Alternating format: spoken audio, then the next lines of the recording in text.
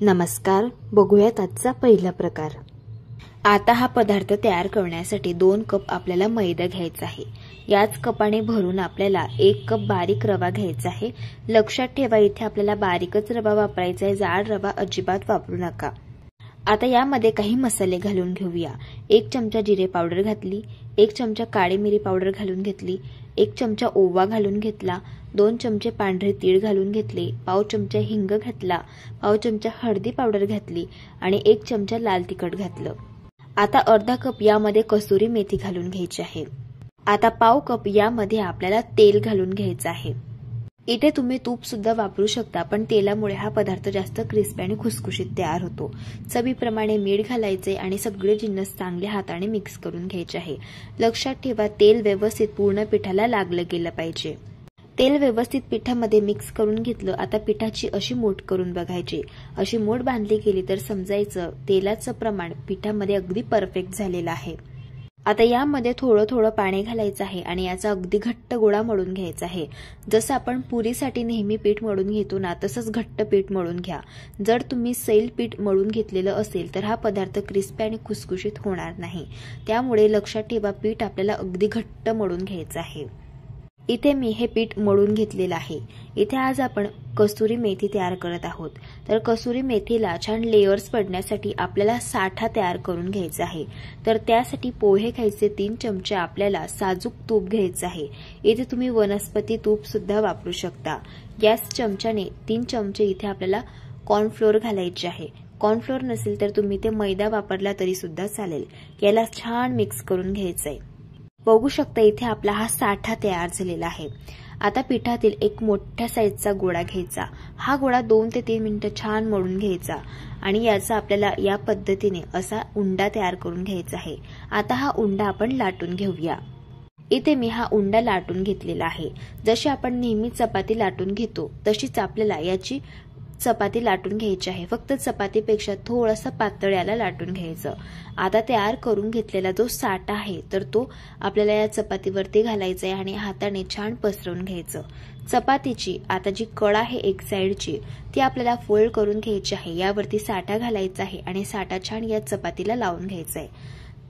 आता चपातीची दुसरी कडा आपल्याला यावरती ठेवून घ्यायची आहे। हलक्या हाताने थोडंसं प्रेस करून घ्यायचं आहे आणि पुन्हा हा साठा आपल्याला असा या चपातीवरती लावून घ्यायचा आहे आणि याला पुन्हा फोल्ड करून घ्यायचं आहे। ही स्टेप केल्यामुळे मेथी स्टिकला छान लेयर्स पडल्या जातात। आता अगदी हलक्या हाताने आपल्याला याला लाटून घ्यायचं आहे। जास्त दाब देऊन लाटू नका। जर तुम्ही दाब देऊन लाटलं तर मेथी स्टिकला लेयर्स चांगले पडत नाही। याला थोडंसं लांबोळं असं लाटून घ्यायचंय। आता यावरती पुन्हा 1 चमचा आपल्याला साठा घालून घ्यायचा आहे। साठा छान पूर्ण चपातीवरती लावून घ्यायचा आहे। पुन्हा या चपातीच्या कडा या पद्धतीने फोल्ड करून घ्यायच्या आहे आणि यावरती थोडासा साठा असा लावून घ्यायचा आहे। चपातीची दुसरी कडा त्यावरती ठेवायची आहे आणि अगदी हलक्या हाताने असं लाटण्याने याला आपल्याला थोडंसं लाटून घ्यायचं आहे। जास्त दाबून लाटू नका, असं हलक्या हाताने लाटून घ्या। आता सुरीने साधारण 1-1 इंचाच्या अंतरावरती अशा आपल्याला या स्टिक्स कट करून घ्यायच्या आहे या पद्धतीने। आणि याच प्रकारे मी उरलेल्या पिठाच्या देखील स्टिक्स तयार करून घेतल्या। आता या स्टिक्स आपल्याला फ्राय करून घ्यायचे आहे। तर त्यासाठी इथे मी तेल गरम करून घेतले। तेल इथे आपल्याला मध्यम टेम्परेचरवरती गरम करून घ्यायचंय। आता या स्टिक्स आपल्याला तेलामध्ये घालून घ्यायच्या आहे। या स्टिक्स फ्राय करताना एक गोष्ट लक्षात ठेवायची, या स्टिक्स आपल्याला गॅसच्या अगदी मंद आचेवरती फ्राय करून घ्यायचे आहे। स्टिक्स गॅसच्या मंद आचेवरती फ्राय करून घेतल्यामुळे या स्टिक्सला मस्त लेयर्स पडतात आणि क्रिस्पी आणि खुसखुशीत या मेथी स्टिक्स तयार होतात। तुम्ही बघू शकता, स्टिक्सला मस्त लेयर्स पडायला सुरुवात झालेली आहे। आता या स्टिक्स आपण उलटून घेऊया आणि दुसऱ्या साइडने देखील फ्राय करून घेऊया। इथे मी या स्टिक्स दोघी बाजूंनी क्रिस्पी कुरकुरीत होईपर्यंत फ्राय करून घेतल्या। आता आपण यांना काढून घेऊया। बघू शकता, मस्त अशा स्टिक्सला लेयर्स पडलेले आहे। छान असे खारीसारखे क्रिस्पी खुसखुशीत मेथी स्टिक्स तयार झाले। दिसायला एवढा सुंदर दिसतात या स्टिक्स, त्यापेक्षा चवीला तर अप्रतिम लागतात। मस्त क्रिस्पी खुसखुशीत बनतात। या पद्धतीने एकदा नक्कीच ट्राय करून बघा। प्रकार क्रमांक 2। आता हा केक बनवण्यासाठी आपल्याला एक बाउल घ्यायचा आहे आणि यावरती एक चाळण ठेवायचे। यामध्ये आपल्याला 1.5 वाटी मैदा घालून घ्यायचा आहे।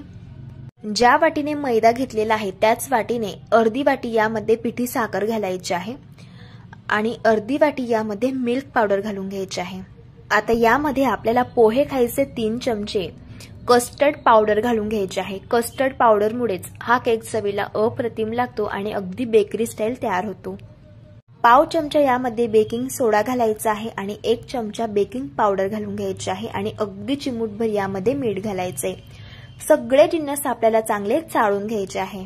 मंडळी, जर तुम्ही चॅनलवरती नवीन असाल आणि तुम्हाला रेसिपीज आवडत असतील तर चॅनलला सबस्क्राइब करून घ्या आणि शेजारील बेल आयकॉन सुद्धा दाबा, म्हणजे जो व्हिडिओ सगळ्यात आधी चॅनलवरती अपलोड होईल त्याचं नोटिफिकेशन तुम्हाला सगळ्यात आधी मिळेल। इथे मी हे सगळे जिन्नस चाळून घेतलेले आहे आणि याला मिक्स करून घेतले।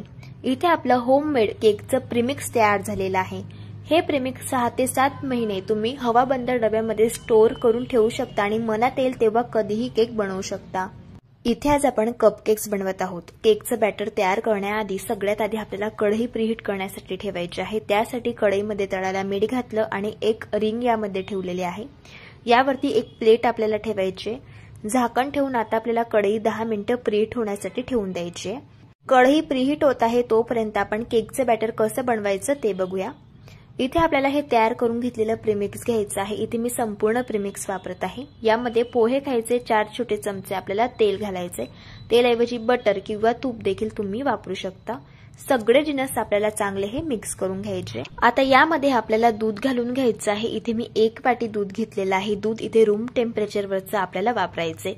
थोडं थोडं यामध्ये दूध घालायचे आणि बॅटर आपल्याला तयार करून घ्यायचे। एका वेळेस जास्त दूध घालू नका, नाहीतर मग बॅटरमध्ये गाठी होऊ शकता। बॅटर इथे मी छान तयार करून घेतलेलं आहे। बॅटर तयार करण्यासाठी बरोबर 1 वाटी इथे मी दूध वापरले। बॅटरची थिकनेस बघून घ्या, या पद्धतीची आपल्याला ठेवायची आहे। आता यामध्ये आपल्याला टुटी फ्रुटी घालून घ्यायचे। इथे मी 4 चमचे टुटी फ्रुटी घातलेली आहे।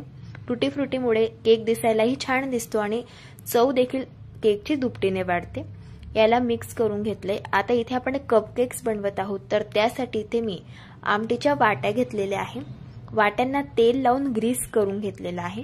या वाट्यांमध्ये आपल्याला हे बॅटर घालून घ्यायचे। असं वाट्यांमध्ये बॅटर घालून घेतल्यानंतर थोडीशी जागा यामध्ये ठेवायची, कारण हा केक फुलतो त्यामुळे।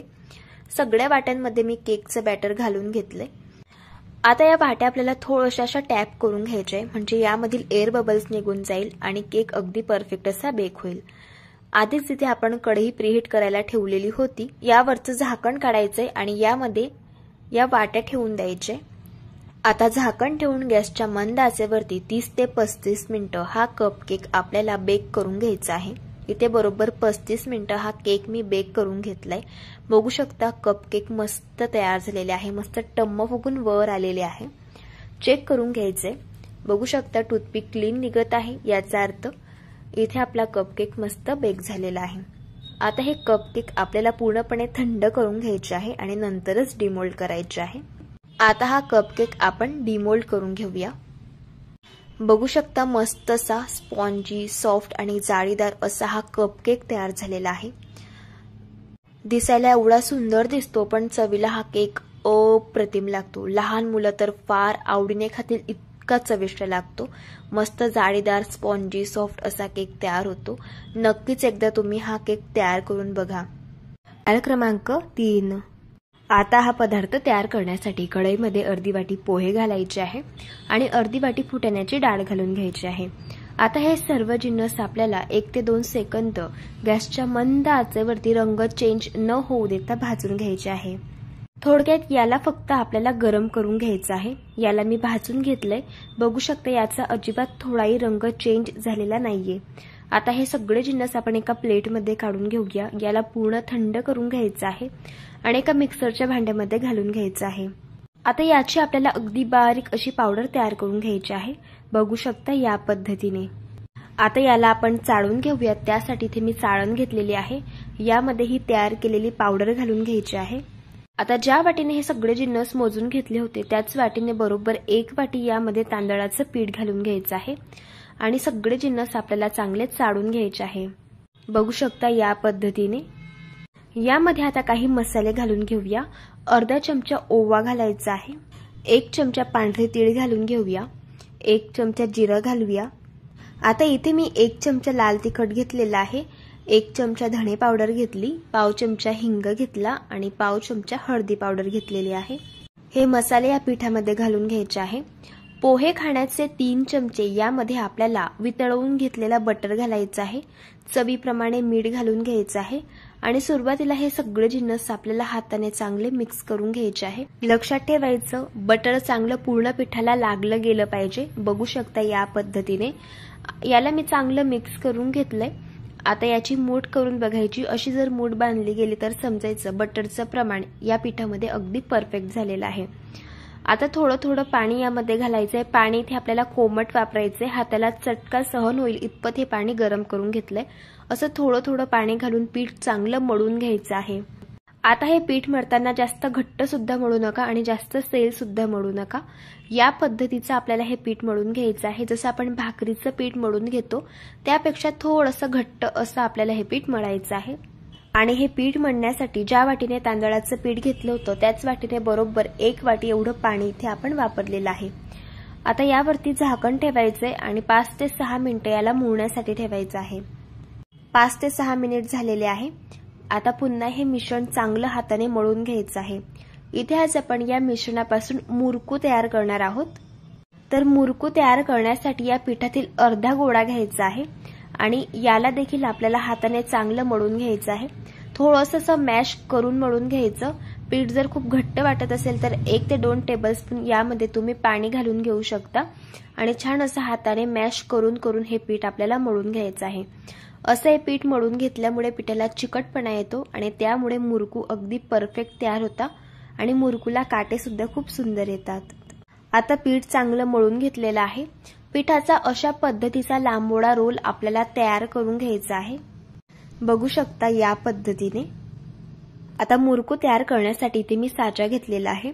साच्यामध्ये आपल्याला स्टार शेपची थाळी लावून घ्यायची आहे। जी प्लेट आपण चकली बनवण्यासाठी वापरतो तीच प्लेट इथे आपल्याला वापरायची आहे। आता साचा आपल्याला बंद करून घ्यायचा आहे। आता मुरकू लगेच फ्राय करून घेऊया। त्यासाठी तेल आपल्याला मध्यम टेम्परेचर वरती गरम करून घ्यायचं आहे आणि असे आपल्याला हे मुरकू तेलामध्ये घालून घ्यायचे आहे। जसे आपण शेव बनवतो त्याच पद्धतीने हे मुरकू आपल्याला तेलामध्ये घालायचे आहे। जेवढे मुरकू एका वेळेस कढईमध्ये बसतील तेवढे घालून घ्यायचे। आता हे मुरकू गॅसच्या मीडियम फ्लेम वरती क्रिस्पी आणि कुरकुरीत होईपर्यंत दोन्ही साइडने आपल्याला फ्राय करून घ्यायचे आहे। मुरकू असे तेलामध्ये घातल्यानंतर लगेच पलटवायचे नाही। थोडेसे बबल्स कमी झाले की या पद्धतीने यांना पलटून घ्यायचं आणि दोन्ही साइडने क्रिस्पी कुरकुरीत होईपर्यंत फ्राय करून घ्यायचं। इथे मी हे मुरकू फ्राय करून घेतलेले आहे। आता आपण यांना काढून घेऊया। बघू शकता मस्तसे क्रिस्पी कुरकुरीत असे हे मुरकू तयार झालेले आहे। मुरकूला काटे सुद्धा खूप सुरेख आलेले आहे। असे हे मुरकू चवीला अगदी भन्नाट लागतात। लहान काय मोठे सुद्धा फार आवडीने खातील इतके चविष्ट तयार होतात। या पद्धतीने तुम्ही एकदा ट्राय करून बघा। प्रकार क्रमांक 4। आता हा पदार्थ तयार करण्यासाठी एका पसरट ताटामध्ये 2 वाटी आपल्याला मैदा घालून घ्यायचा आहे। आता यामध्ये पोहे खाण्याचे 3 चमचे साजूक तूप घालून घ्यायचे आहे। तूप इथे आपल्याला थंडच वापरायचं आहे। पाव चमचा ओवा घालायचा आहे आणि 1 चमचा पांढरे तीळ घालून घ्यायचे। चवीप्रमाणे मीठ घालायचं आहे। आता हे सगळे जिन्नस आपल्याला चांगले मिक्स करून घ्यायचे आहे। लक्षात ठेवायचं तुपाचं मोहन पिठाला पूर्ण लागलं गेलं पाहिजे। आता पिठाची अशा पद्धतीची मोठ करून बघायची। अशी मोठ जर बांधली गेली तर समजायचं पिठामध्ये तुपाचं मोहन अगदी परफेक्ट झालेलं आहे। आता थोडं थोडं पिठामध्ये पाणी घालायचं आहे आणि पिठाचा आपल्याला अगदी घट्ट असा गोळा मळून घ्यायचा आहे। जसं आपण पुरीसाठी पीठ मळून घेतो तसंच आपल्याला अगदी घट्ट असं हे पीठ मळून घ्यायचं आहे। लक्षात ठेवा इथे आपल्याला या पिठापासून चिरोटे तयार करायचे आहे। त्यामुळे पीठ जेवढं घट्ट मळता येईल तेवढं घट्ट मळून घ्यायचं। या पद्धतीने जर पीठ सैल मळलं तर चिरोटे हे आतून कच्चे राहू शकता। आता पिठावरती मी झाकण ठेवून 5 मिनिटं याला मुरण्यासाठी ठेवलेलं आहे। तोपर्यंत पुढची प्रोसेस बघूया। पोहे खाण्याचे 3 चमचे साजूक तूप घेतलं आणि त्यामध्ये 3 चमचे आपल्याला मैदा घालून घ्यायचंय आणि याला मिक्स करून घ्यायचंय। इथे आपला हा साठा देखील तयार झाला। आता पीठ सुद्धा मुरलं गेलेलं आहे। पिठातील आपल्याला अशा पद्धतीचे छोटे छोटे गोळे तयार करून घ्यायचे आहे। तर एका वेळी आपल्याला 6 गोळे हे तयार करून घ्यायचे आहे, कारण आपण एकावरती 1 चपाती ठेवणार आहोत। त्यामुळे असे 6 छोटे गोळे मी तयार करून घेतले आता याला थोडंसं पीठ लावून घ्यायचं आणि आपल्याला हे गोळे लाटून घ्यायचे आहे। तर याची आपल्याला अगदी पातळशी चपाती लाटून घ्यायची, बघू शकता या पद्धतीने। आता आपण तुपाचा तयार करून घेतलेला जो साठा आहे तर तो आपल्याला या चपातीवरती लावून घ्यायचा आहे। साधारण अर्धा चमचा साठा इथे मी या चपातीवरती घालून घेतला आणि असं आपल्याला याला छान लावून घ्यायचं आहे। आता लगेच आपल्याला यावरती दुसरी चपाती ठेवायची आहे। यावरती देखील आपल्याला हा तयार करून घेतलेला साठा लावून घ्यायचा आहे या पद्धतीने। असा साठा लावून घेतल्यामुळे चिरोट्यांना छान लेयर्स पडतात आणि मस्त अशी खारीसारखी चिरोटी तयार होतात। आता यावरती तिसरी चपाती ठेवलेली आहे, पुन्हा थोडासा साठा लावायचा आहे या पद्धतीने। याच प्रकारे एकावरती एक आपल्याला ही तयार करून घेतलेल्या चपात्या ठेवायच्या आहे आणि बरोबर 6 चपात्या एकावरती एक ठेवून द्यायच्या आहेत। आता इथे मी या सगळ्या चपात्या एकावरती एक लावून घेतलेल्या आहे आणि जी वरची चपाती आहे तर तिला सुद्धा साठा लावून घेतलेला आहे। आता याचा आपल्याला अगदी टाईट अशा पद्धतीचा रोल हा तयार करून घ्यायचा आहे। आता हा रोल आपल्याला हलक्या हाताने असा प्रेस करून घ्यायचा आहे आणि याला कट करून घ्यायचं आहे। साधारण 1-1 सेंटीमीटरच्या अंतरावरती अशा पद्धतीने आपल्याला याला कट करून घ्यायचं आहे, बघू शकता या पद्धतीने। यातील मी एक चिरोटा तुम्हाला दाखवत आहे, बघू शकता याला मस्त अशा लेयर्स पडलेले आहे आणि याच पद्धतीने सगळे चिरोटे मी तयार करून घेतले। आता चिरोटे आपण फ्राय करून घेऊया, तर त्यासाठी तेल मीडियम टेम्परेचर वरती गरम करून घ्यायचं आहे आणि हे चिरोटे आपल्याला गॅसच्या अगदी मंद आचेवरती क्रिस्पी आणि कुरकुरीत होईपर्यंत फ्राय करून घ्यायचे आहे। चिरोटे गॅसच्या मंद आचेवरती फ्राय करून घेतल्यामुळे चिरोट्यांना छान लेयर्स पडतात आणि मस्त असे क्रिस्पी कुरकुरीत असे हे चिरोटे फ्राय होतात। चिरोटे एका साइडने फ्राय झाल्यावरती दुसऱ्या साइडने पलटी करून घ्यायचे आणि मस्त असे क्रिस्पी कुरकुरीत होईपर्यंत हलक्या गुलाबी रंगावरती फ्राय करून घ्यायचे। इथे मी चिरोटे फ्राय करून घेतले, बघू शकता चिरोट्यांना मस्त असे लेयर्स पडलेले आहे आणि छान असे खारीसारखे हे चिरोटे खुसखुशीत तयार झालेले आहे।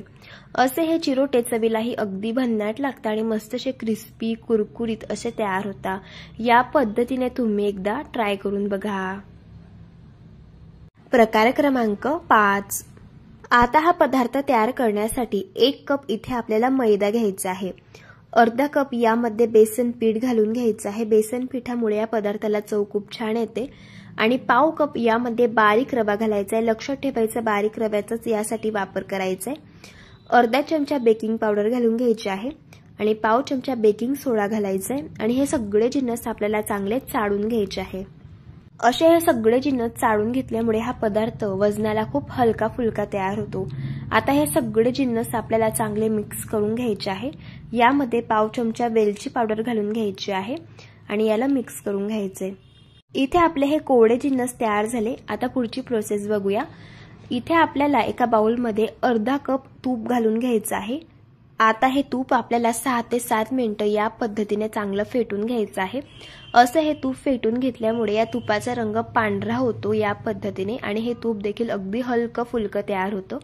आता यामध्ये आपल्याला 1 कप पिठी साखर घालून घ्यायची आहे। अशी ही पिठी साखर थोडी थोडी यामध्ये घालायची आहे आणि असं मिक्स करत जायचं आहे। लक्षात ठेवायचं इथे आपल्याला ही सगळीच पिठी साखर वापरायची आहे। आता पिठी साखर यामध्ये घालून घेतली। आता हे मिश्रण आपल्याला पुन्हा 4 ते 5 मिनिटं चांगलं फेटून घ्यायचं आहे। असं हे मिश्रण फेटून घेतल्यामुळे यापासून पदार्थ देखील अगदी हलका फुलका तयार होतो आणि खुसखुशीत बनतो आणि या मिश्रणाचं टेक्स्चर जशी व्हिप क्रीम असते त्या पद्धतीचं तयार होतं। आता हे मिश्रण चांगलं फेटून झालेलं आहे की नाही ते कसं चेक करायचं। थोडंसं मिश्रण आपल्याला असं पाण्यामध्ये घालायचं आहे। मिश्रण असं पाण्यावरती तरंगायला लागलं तर समजायचं मिश्रण इथे आपण चांगलं फेटून घेतलेलं आहे आणि जर हे मिश्रण तळाला जाऊन बसलं तर आणखी 3 ते 4 मिनिटं हे मिश्रण चांगलं फेटून घ्यायचं आहे। आता या फेटून घेतलेल्या मिश्रणामध्ये आपल्याला हे चाळून घेतलेलं जे पीठ होतं तर ते घालून घ्यायचं आहे। असं थोडं थोडं हे पीठ यामध्ये घालायचं आहे आणि असं चमच्याने मिक्स करत जायचं आहे, बघू शकता या पद्धतीने। आता उरलेलं जे पीठ आहे तर ते देखील असं थोडं थोडं घालायचं आणि यामध्ये असं मिक्स करत जायचं आहे। लक्षात ठेवा या मिश्रणामध्ये आपल्याला थोडाही पाण्याचा किंवा दुधाचा वापर अजिबात करायचा नाहीये। त्यामुळे आपल्याला या तुपाच्या मिश्रणामध्येच आपल्याला हे सगळं मिश्रण मिक्स करून घ्यायचंय। सगळं पीठ घालून घेतल्यानंतर हाताने चांगलं आपल्याला हे व्यवस्थित मिक्स करून घ्यायचंय आणि या पिठाचा असा गोळा तयार करून घ्यायचा आहे। इथे आज आपण नानकटाई तयार करत आहोत.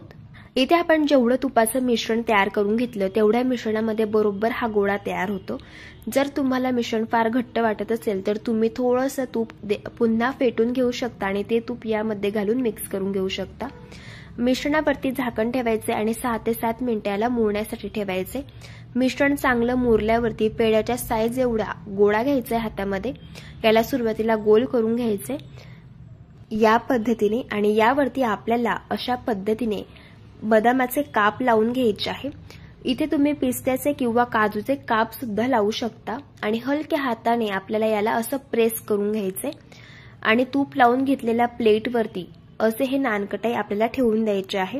आता ही नानकटाई आपल्याला बेक करून घ्यायची आहे तर त्यासाठी कढईमध्ये तळाला मीठ घातलेलं आहे आणि एक रिंग ठेवलेली आहे. कढई चांगली आधीच मी प्रीहीट करून घेतलेली आहे. यामध्ये आपल्याला हे नानकटाईची प्लेट ठेवून द्यायची आहे. झाकण ठेवून गॅसच्या अगदी मंद आचेवरती आपल्याला ही नानकटाई 12 मिनिटं बेक करून घ्यायची आहे. इथे मी ही नानकटाई बरोबर 12 मिनिट बेक करून घेतलेली आहे. नानकटाई अशी बेक झाल्यावरती नानकटाईचा रंग देखील हलकासा गुलाबी येतो आणि या नानकटावरती हलकेसे बारीक क्रॅक्स जातात. यावरून समजायचं नानकटाई इथे आपली चांगली बेक झालेली आहे. बघा मस्त अशी खुसखुशीत नानकटाई तयार झालेली आहे. आता गॅस बंद करून घ्यायचा आहे आणि ही प्लेट आपल्याला यातून काढून घ्यायची आणि पूर्णपणे ही नानकटाई थंड झाल्यावरतीच आपल्याला हिला डिमोल्ड करून घ्यायचं आहे. अशी ही नानकटाई दुकानातून विकत आणण्यापेक्षा घरच्या घरी तयार करून बघा. मस्त खुसखुशीत आणि हलकी फुलकी तयार होते आणि चवीलाही अगदी भन्नाट लागते. लहान काय मोठी सुद्धा फार आवडीने खातील इतकी चविष्ट बनते. या पद्धतीने एकदा ट्राय करून बघा. जर तुम्हाला आजच्या सगळ्या रेसिपीज आवडल्या असतील तर रेसिपीला एक लाईक करा, चॅनलला सबस्क्राईब करा आणि शेजारील बेल आयकॉन सुद्धा दाबा म्हणजे जो व्हिडिओ सगळ्यात आधी चॅनलवरती अपलोड होतो त्याचं नोटिफिकेशन तुम्हाला सगळ्यात आधी मिळते. भेटू एका नवीन रेसिपी सोबत. तोपर्यंत धन्यवाद.